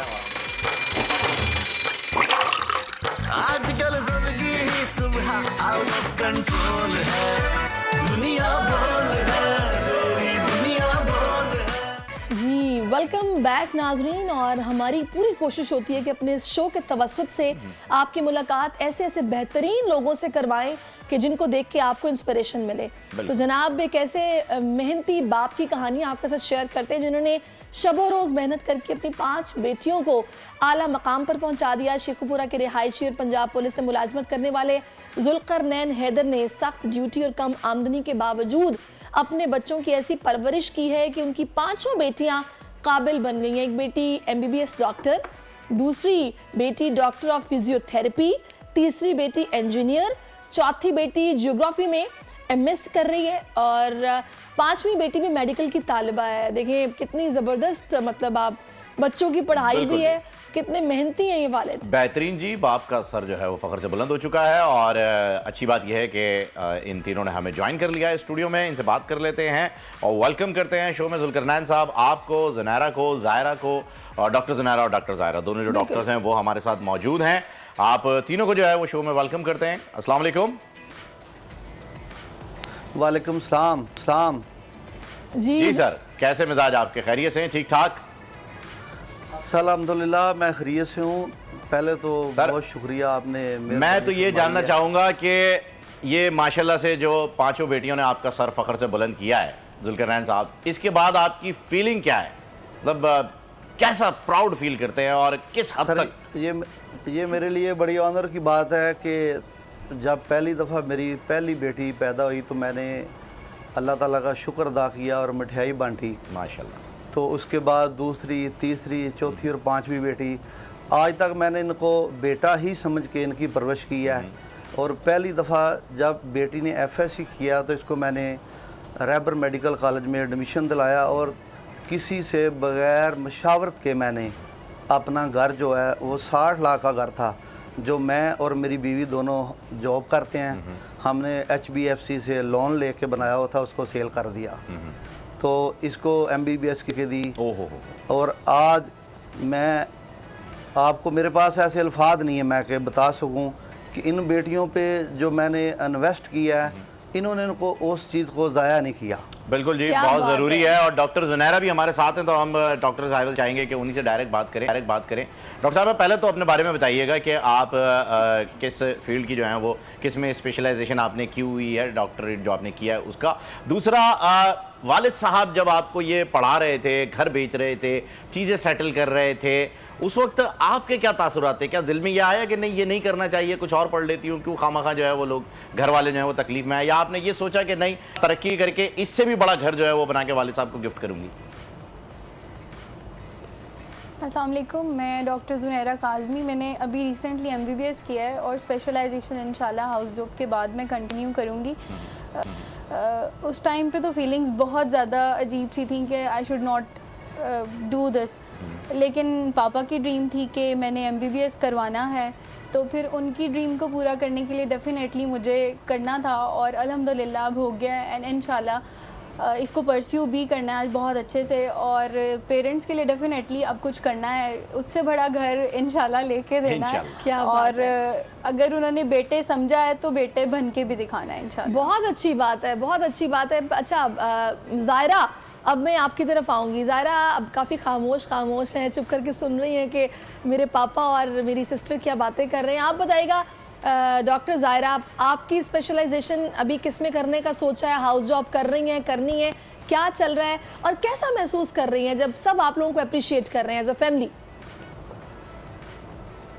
अस्सलाम वालेकुम। सबसे पहले तो ये कि मैं डॉक्टर ज़ायरा नहीं हूँ, वो यहाँ पे आ नहीं सकी कुछ रीजंस की वजह से। मैं 5th नंबर वाली बेटी हूँ सैयद जुल्करनैन की, Saeed Azhar Naab Haider, and I am a future radiologist इंशाल्लाह। और बहुत ऑनर की बात है। इन अदर वर्ड्स आप भी डॉक्टर ही हुई ना? चेक तो आपने भी करना है, बस ठीक है डिग्री MBBS की नहीं है but radiologist. Very good, very nice, very nice, very nice. जी रेडियोलॉजिस्ट इंशाल्लाह। एज अ फैमिली कि मेरे फादर ने पहले मेरा फार्मडी में एडमिशन करवाया था, लेकिन मतलब उसका इतना मुझे नहीं अच्छा लगा था, तो फिर पापा ने मेरा इधर एडमिशन किया था, बिकॉज वो चाहते थे कि मेरी हर बेटी जो है वो इक्वली हर डिग्री मतलब इक्वली स्टडी करे, कोई भी मतलब रह ना जाए ना पीछे। तो वो चाहते थे कि ये भी मेडिकल में ही जाए। इनफैक्ट उन्होंने मुझे ये भी अपॉर्चुनिटी दी थी कि मैं बाहर भेज देता हूँ आपको MBBS के लिए, लेकिन उस टाइम पे मैंने कहा नहीं, यहीं पे ही ठीक है, इतनी दूर नहीं रहा जाना इस वजह से। अच्छा, वैसे मेरा ख्याल है कि माशाल्लाह आप लोग 5 बहनें हो, तो I think 6 sisters, right Zaira? 5 sisters हैं हम लोग, और हमारा एक भाई है, वो मुझसे छोटा है। अच्छा, तो ये मेरा ख्याल है कि जुल्करनैन साहब, आपने सोचा होगा कि सभी एक डेंटिस्ट होनी चाहिए, एक जनरल फिजिशियन होनी चाहिए, एक कार्डियोलॉजिस्ट होनी चाहिए। घर में किसी को कोई भी बीमारी हो, घर में घर का इलाज घर में, घर की बात घर में ही रह जाएगी। ये सोच के तहत जो है वो आपने सबको अलग अलग फील्ड का डॉक्टर बनाया, क्योंकि ये रेडियोलॉजिस्ट बन रही है माशाल्लाह। तो ये अब तो एक्सरे, CT स्कैन, इसकी MRI वगैरह की कोई टेंशन ही नहीं है, ये भी जो है वो घर के घर में ही हो जाएगा। तो ये क्या प्रोसेस था, ये क्या प्रोसीजर था? सर असल में जब मैंने मैट्रिक किया तो उस वक्त GC यूनिवर्सिटी में मेरा दाखिला हुआ, तो उस वक्त नौकरी मेरी ज़रूरत थी। मैंने पुलिस ज्वाइन कर ली एज ए कांस्टेबल। सही। तो मैंने GC में नहीं पढ़ा, ये मेरा एक ख्वाब था।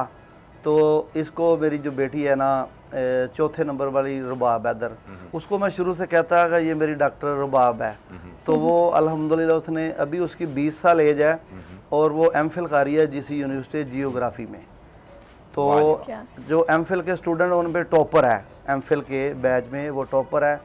और अल्हम्दुलिल्लाह जुल्करनैन साहब, मुझे ये बताएगा कि आपके रिश्तेदार कैसा महसूस करते हैं? ज़ाहिर है अगर कोई रिश्तेदार तरक्की कर रहा हो, उसके बच्चे इतना आगे चले जाएं, तो रिश्तेदार बड़ा प्यार करते हैं और बड़ा वो अप्रिशिएट करते हैं, आपसे सलाह मशवरा करते होंगे, उनका रिएक्शन क्या है? मैडम जी, अल्लाह का बड़ा आसान है कि हमारा एक छोटा सा गांव है नारम मंडी के साथ, अल्लाहपुर सईदा, ज़िला शेखपुरा में जो है, वो हमारे गांव में ये ज़िद जो कहते हैं ना, एक ज़िद होती है पढ़ने की, वहाँ पे ज़िद ही यही है कि फ़लाँ का बेटा GC में पढ़ रहा है तो मैंने भी जाना है। वहाँ पे ज़िद ये है, वो जो गांव में ज़िद होती है ना लड़ाई की झगड़े की, वो ज़िद नहीं है। वो जो चौधराहट जतानी होती है, वो चौधराहट जो है वो अपनी गाड़ियों में, ज़मीन में, जायदाद में नहीं, बल्कि वो पढ़ाई में जताते हैं कि जी मैं इससे ऊपर पढ़ूंगा। पढ़ाई में सर जबरदस्त जी, बेहतरीन बेहतरीन काम हो गया। अच्छा, जी जी जी, कंप्लीट कीजिए।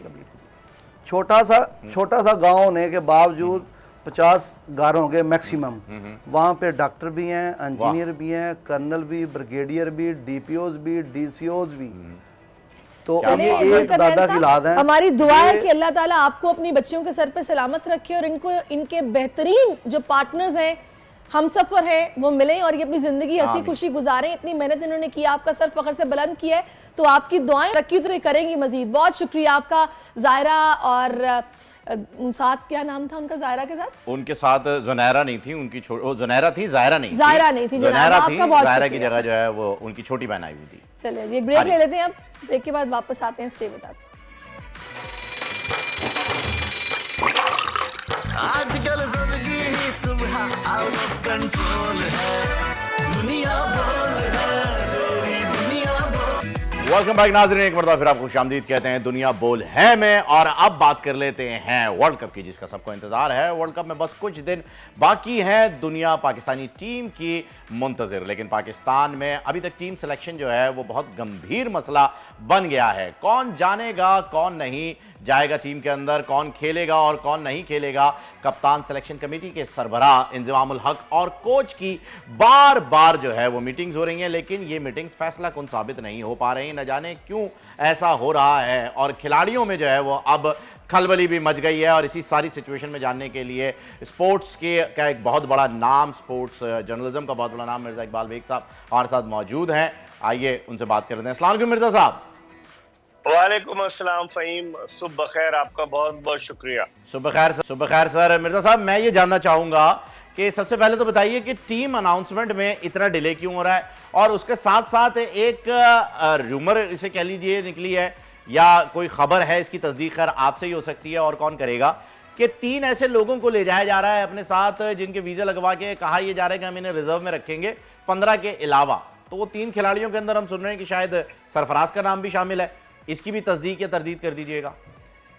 देखिए फ़हीम, अब पाकिस्तान क्रिकेट टीम का सिलेक्शन एक ऐसा मामला बन चुका है, ना सुलझ रहा है ना उलझ रहा है। एक अजीब सूरत हाल है, गैर यकीनी सूरत हाल है। अब आप देखें, टेस्ट वर्ल्ड कप खेलने वाले 7 ममालिक ने अपनी अपनी टीमों का ऐलान कर दिया। तवक्को है आज या कल बांग्लादेश और श्रीलंका भी ऐलान कर देंगे। पाकिस्तान ऐलान कब करेगा? और जो 3 रिजर्व खिलाड़ियों की फ़हीम आपने बात की, आईसीसी ने अब इजाजत दी है कि आप 15 रुकनी स्क्वाड जो वर्ल्ड कप में हिस्सा लेगा, उसके साथ 3 रिजर्व खिलाड़ी हर टीम अपने साथ लेकर आ सकती है, ताकि खुदा न खास्ता अगर कोई जख्मी हो जाए तो उसी वक्त ऑन द स्पॉट उसको रिप्लेसमेंट मिल जाए।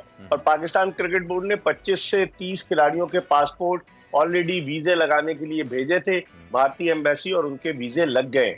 तो सरफराज अहमद को तो मैं समझता हूँ फ़हीम के उसको जो है मिडिल ऑर्डर में खिलाना चाहिए। ये दोस्ती यारी की बुनियाद पर टीम मुंतखब नहीं होनी चाहिए कि रोटी गैंग जो है, सुने हसन अली जो है सुना है वो पर तोल रहे हैं कि चूंकि नसीम शाह अनफिट हो गए तो शायद उनको ले लिया जाए। शादाब खान की परफॉर्मेंस देख लें आप कैसी है। तो मैं समझ रहा हूँ कि इनको अब तक ऐलान कर देना चाहिए। जो गैर यकीनी सूरत हाल है उसकी वजह से भी एक बेचैनी पैदा होती है कि 11 या 12 खिलाड़ी तो फ़हीम ऑटोमेटिकली सिलेक्टेड होते हैं। बिल्कुल ऐसा ही है।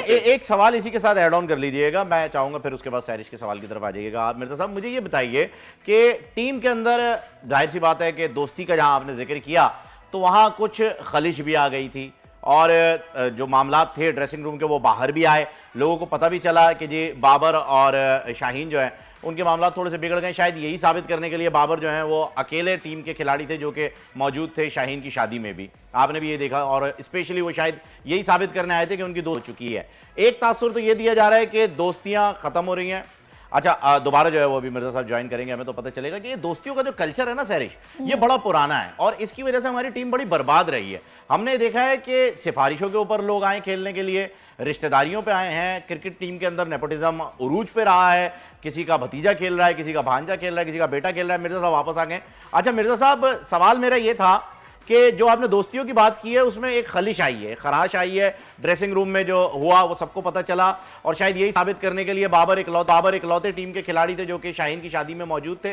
बाकी सब शायद वलीमे में ज्वाइन करेंगे, नहीं आ सके थे, वो कोई और वजह भी हो सकती है। लेकिन परसेप्शन ये दिया गया है, उनकी बगलगीर होने वाली तस्वीरें भी इसीलिए वायरल हुई हैं और इसी टाइटल के साथ वायरल हुई हैं कि जी हम दोनों तो दोस्त हैं और बड़े अच्छे दोस्त हैं। तो ये दोस्तियों का कल्चर जो है, अगर उसे हम थोड़ी देर के लिए साइड पे रखें, मेरिट के ऊपर अगर टीम बनाने की बात करें तो मेरिट पे अबरार का चांस आ रहा है टीम में खेलने का, सऊद शफीक का चांस आ रहा है।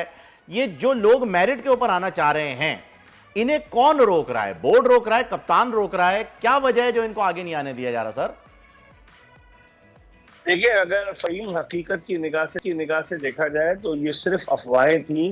कुछ यूट्यूबर्स चले गए थे वहां श्रीलंका, और वहां उन्होंने सनसनी फैलाने की कोशिश की कि झगड़ा हो गया और लड़ाई हो गई और ये हो गया वो हो गया। मसाला तो चाहिए ना, तो मसाला उन्होंने वहां डालने की कोशिश की। उसकी वजह ये है कि अगर आप देखें कि victory has many fathers but defeat is always orphan. तो जो यतीम हो जाते हैं तो आपस में कभी कुछ ना कुछ बहस तो होती है। अगर हार पे भी बहस ना हो तो फिर क्या फायदा? तो कोई बहस हुई ड्रेसिंग रूम में, उसको उन्होंने इतना एग्जैगरेट किया कि ऐसा लगा कि लड़ाई हो गई। ऐसी कोई बात नहीं है। मैं भी वहां मौजूद था, शाहीन आफरीदी की शादी में आप भी मौजूद थे। मैंने भी देखा कि किस गर्मजोशी के साथ बाबर आजम मिले। गालबन वो इस तासुर को खत्म करने के लिए आए थे, क्योंकि लोग अफवाहें उड़ाते हैं। बाबर और शाहीन बड़े अच्छे दोस्त हैं, और मैं समझता हूँ कि ये मिर्जा साहब, हमने ये देखा कि जब एशिया कप था तो उससे पहले फौरी अनाउंस कर दिया गया स्क्वाड कि भी कौन खेल रहा है कौन नहीं खेल रहा। वर्ल्ड कप में जो ये स्क्वाड के नाम प्रॉपरली सामने नहीं आ रहे कि फाइनल कौन है, मीटिंग्स पे मीटिंग्स हो रही हैं, वजह क्या इसकी आप समझ रहे हैं? क्या चीज़ें हैं जो सेटल डाउन नहीं हो पा रही? और आपकी नज़र में 15 खिलाड़ी वो कौन से होने चाहिए जो कि वर्ल्ड कप के स्क्वाड में लाजमी होने चाहिए? देखिए सैरिश, आपने बड़ा अच्छा सवाल किया कि पाकिस्तान ने ये एक ट्रेंड अपना लिया था एशिया कप में कि मैच से एक दिन पहले अपने हतमी 11 खिलाड़ियों का ऐलान कर देता था। लेकिन अब जो खिचड़ी पक रही है, जो मेरे पास इत्तलात हैं कि चीफ सेलेक्टर किसी और खिलाड़ी के हक में है। मिसबाह उल हक जो चेयरमैन क्रिकेट कमेटी है और मोहम्मद हफीज जो उनके साथ रुकन क्रिकेट कमेटी है, वो किसी और के लिए कुछ बात कर रहे हैं। मिकी आर्थर की ओपिनियन डिफरेंट है क्योंकि वो डायरेक्टर कम कंसल्टेंट है, तो उसकी वजह से। और जब आपके क्रिकेट बोर्ड का चेयरमैन जिसे क्रिकेट के बारे में ना पता हो और वो इस तरह के मामलात में उलझ जाए, तो मामलात बजाय खत्म होने के तवील होते जाते हैं। अब 2 दिन से इजलास हो रहा है, आप एक फैसला करें। 11-12 खिलाड़ी तो उंगलियों पर सिलेक्टेड है, बाकी आपने 4-5 खिलाड़ी कर दें, तो आप क्यों नहीं कर रहे? तो मेरे ख्याल में बताएं ना, आपके एक्सपीरियंस से फायदा उठाते हैं हम अपने नाजरीन के लिए कि ये 11-12 खिलाड़ी जो हैं प्लेइंग 11 कौन होने चाहिए? देखें, जो 11 में अगर आप देखते हैं तो एक के अलावा 12 आपको बता दूं। अब्दुल्ला शफीक हो गए, इमामुल हक, फखर जमान, उसके बाद आ गए बाबर आजम, मोहम्मद रिजवान, फिर आ गए इफ्तिखार अहमद और सलमान अली आगा या सऊद शकील। मेरे ख्याल में सऊद शकील को ये सिर्फ श्रीलंका के साहिलों की सैर कराने के लिए ले गए थे, उसको खिलाते नहीं, हालांकि वो बड़ा कॉम्पिटेंट टैलेंटेड प्लेयर है। फिर सऊद शकील के बाद बिल्कुल उसने जिस तरह से रन स्कोर किए हैं, फिर सऊद शकील के बाद अगर शादाब खान पे भी क्वेश्चन मार्क है, उनकी परफॉर्मेंस इतनी अच्छी नहीं है, लेकिन उनको चूंकि सपोर्ट है उनको रखेंगे। अब देखते हैं उनको एज अ वाइस कैप्टन रखते हैं, एज अ प्लेयर रखते हैं। अगर उनको एज अ प्लेयर रखते हैं तो उस सूरत में शाहीन शाह आफरीदी के चांसेस हैं कि वो शायद वाइस कैप्टन बन जाए, वरना शादाब वाइस कैप्टन रहे। उनके अलावा नवाज पर जो है वो बाबर आजम को बड़ा एतमाद है, वो उनको ड्रॉप नहीं करना चाहते। अबरार अहमद का नाम सुन रहा हूँ, फास्ट बॉलिंग के शोबे में जमान खान, हारिस रऊफ और शाहीन शाह आफरीदी हैं। अब अबरार अहमद एक मिस्ट्री लेग स्पिनर है, आपका स्पिन डिपार्टमेंट सबसे हल्का साबित हुआ है और सोने पे सुहागा। नसीम शाह जख्मी हो गए तो आपके पेस अटैक को भी झटका लगा है। तो आप देखते हैं कि इनमें से क्या करते हैं। तो लेकिन आप देखिए सरफराज के बारे में काफी डिमांड आ रही है, हम सोशल मीडिया पर देख रहे हैं कि ये ट्रेंड में भी रहा है कि भी उनको बुलाएं, आप उनको टीम का हिस्सा बनाएं, तवक्को की जाए या फिर ये पॉसिबल ही नहीं है? देखिए सैरिश, तवक्को बिल्कुल की जा सकती है। सरफराज एक सीजन कैंपेनर है, 2007 में पहला अपना वनडे इंटरनेशनल मैच खेला, 16 साल से खेल रहा है, बीच में बेशक इन और आउट हुआ और सरफराज का तजुर्बा कारआमद होगा। आपको याद है 2015 के वर्ल्ड कप में सरफराज को खिला ही नहीं रहे थे, उमर अकमल से कीपिंग करा रहे थे और उस वक्त उस वर्ल्ड कप में मिसबाह उल हक जो थे वो पाकिस्तानी टीम के कप्तान थे, वकार यूनुस कोच थे। अब सरफराज की जगह अगर आप मोहम्मद हारिस को लेते हैं जिसने सिर्फ 6 वनडे खेले और इन 6 वनडे में उसके रन्स जो है वो 30 है। हारिस आप शादी में मौजूद थे अभी शाहीन की, जाहिर है आपकी भी मुलाकातें और अंदर की खबरें आप तक पहुंची होंगी। वैसे ऑफिशियली क्या होने जा रहा है, खेल रहे हैं सरफराज?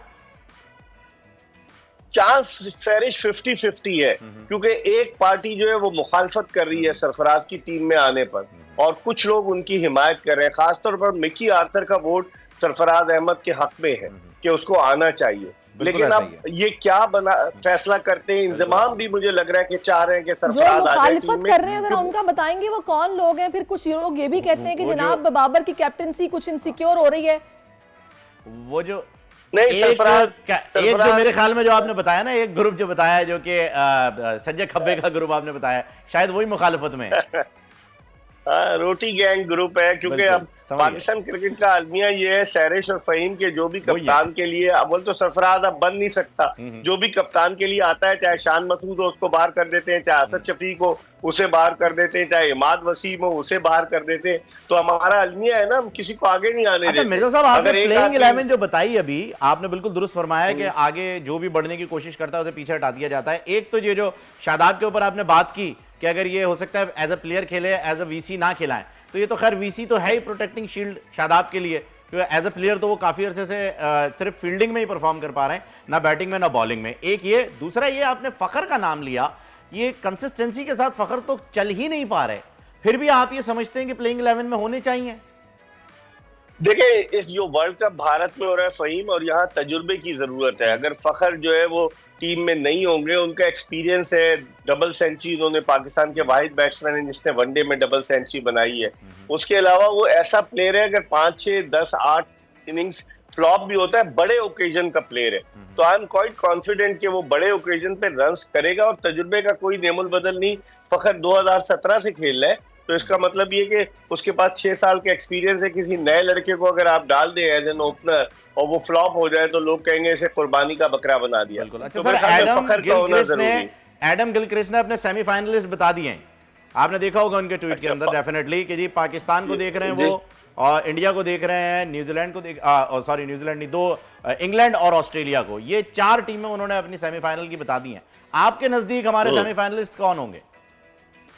बिल्कुल, एक तो देखें, भारत चूंकि वहां पर उसके अपने मुल्क में हो रहा है, अपनी विकेटों का उसको पता है, उसका क्राउड उसे सपोर्ट करेगा।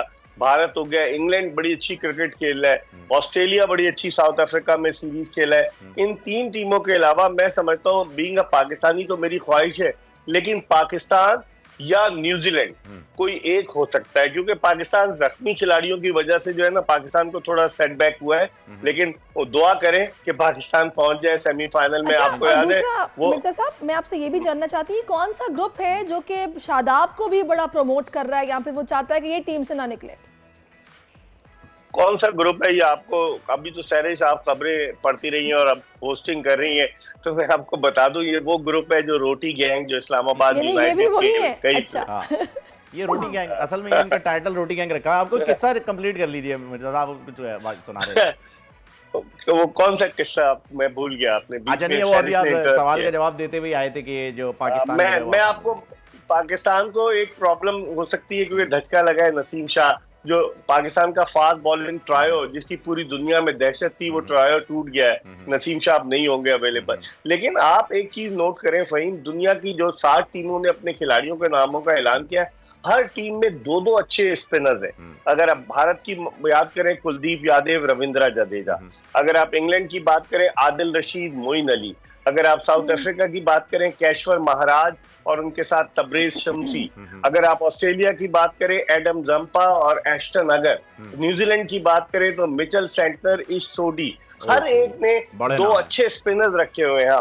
हमारे पास अभी तक हम एक मखमसे में मुब्तला है कि हमारे कौन से 11-15 खिलाड़ी होंगे। आगे चल के पता चलता है कि कब तक ये अपनी स्क्वाड का ऐलान करते हैं। बहुत शुक्रिया। अभी मैं उनसा भी ज्वाइन कर चुकी हूं। बॉल प्रेडिक्शन की तरफ बढ़ते हैं, और सबसे बड़ी खबर यही होगी कि उनसा से जो सबसे पहला मेरा सवाल होगा वो भी इसी से रिलेटेड होगा। अस्सलाम वालेकुम, वेलकम टू द शो उनसा।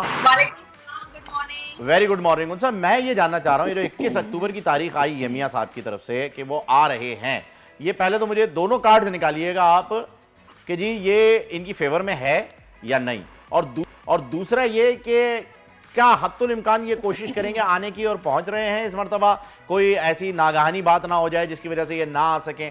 ये दोनों कार्ड जरा निकाल के मुझे बताएं। अच्छा देखिए, नवाज शरीफ का जो कार्ड मैंने निकाला है, स्टार का कार्ड है, तो ये बड़े खुश हैं वापस आने के लिए और बहुत उम्मीदें लेकर, उनके दिल में बहुत एक एक्सपेक्टेशंस हैं, उम्मीद है, और बहुत खुशी से आते हुए नजर आ रहे हैं और आने की कोशिश भी करेंगे। लेकिन हो सकता है थोड़ा डिले हो जाए, जैसे अब जो डेट आप बता रहे हैं 21 अक्टूबर, 21 अक्टूबर को नहीं, थोड़ा सा आगे जाकर आ सकते हैं। तो डिलेज नजर आ रहे हैं। डेथ का कार्ड है, और मतलब ये है कि इनका नया एक टाइम पीरियड, एक नया फेज नवाज शरीफ का स्टार्ट हो रहा है। पॉलिटिकल करियर जो एक बिल्कुल ही काफी अरसे से अच्छा, वैसे लोग भी काफी तशवीश का इजहार कर रहे हैं, क्योंकि छोटे मियां साहब अभी 48 घंटों में अभी लंदन से आए थे, फिर लंदन चले गए, और मरियम भी वही है। बिल्कुल। तो खैर देखते हैं क्या होता है। मुझे भी कुछ ऐसा डाउट लग रहा है कि डेट्स आगे पीछे हो सकती हैं।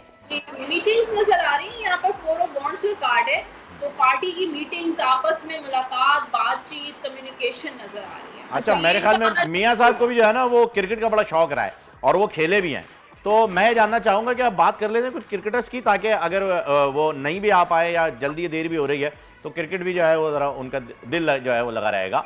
सरफराज के कार्ड्स क्या कह रहे हैं भाई? सरफराज के बारे में अब तो 50-50 हो चुका है और मिर्जा साहब ने तो बता दिया है जी कि एक तरफ तो रोटी गैंग भी आ गया है।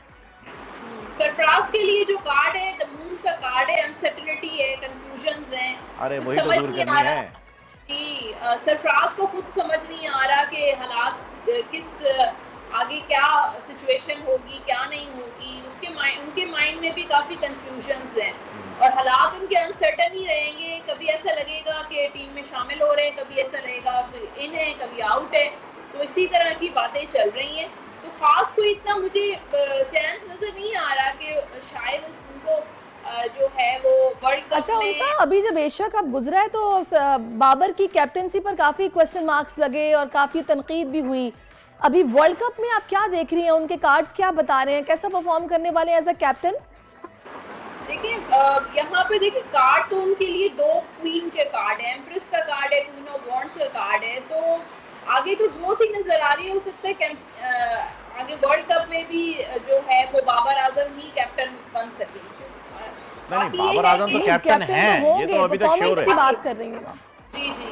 तो सिचुएशन परफॉर्मेंस इनकी बेहतर होगी, कोशिश कर रहे हैं अपने आप को इम्प्रूव करने की और चैलेंजेस बहुत हैं और बहुत सारी क्रिकेट में चैलेंजेस हैं जो इनको बेहतर करने चाहिए। सिर्फ कैप्टन पे ही फोकस नहीं करना चाहिए, और भी कुछ वीकनेसेस हैं, कुछ वीक पॉइंट्स हैं हमारी क्रिकेट टीम के, उसको भी लेकर चलना चाहिए। तो पूरी टीम को लेकर इनफरादी तौर पे तो वो अच्छा परफॉर्म कर रहे हैं, वो अभी भी जो है वो टॉप 3 बैट्समैन में मौजूद हैं। मुझे ये बताइएगा कि जब कैप्टन की बात हो गई तो वाइस कप्तान की भी बात कर लेते हैं। शादाब, उनके सितारे बड़े गर्दिश में हैं आजकल, तो जरा ये चेक करके बताइए कि अभी तक उनका जो सितारा है वो गर्दिशों में ही है?